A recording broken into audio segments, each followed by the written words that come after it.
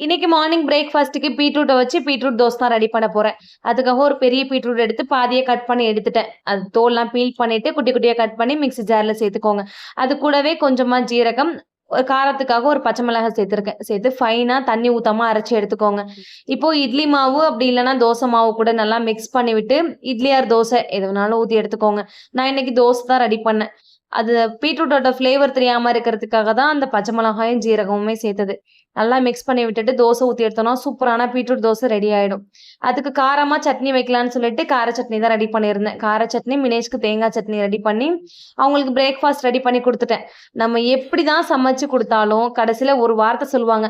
"எங்க அம்மா சமைக்கிற மாதிரி இல்ல" அப்படின்னு சொல்லும்போது நம்மளுக்கு ரொம்ப கஷ்டமா இருக்கும். இவ்ளோ எஃபோர்ட் குடுத்து சமைச்சு குடுக்குறதே தப்பு. அவங்க அம்மாகிட்டயே போய் சாப்பிட்டுக்கட்டும் அப்படின்னு சொல்லணும்னு தோணும். பட் என்ன பண்றது? எங்க வீட்ல தான் இது மாரியா, உங்க வீட்ல இது மாரி நடக்குமான்னு சொல்லி மறக்காம கமெண்ட்ல சொல்லுங்க. நம்ம சேனல சப்ஸ்கிரைப் பண்ணிக்கோங்க.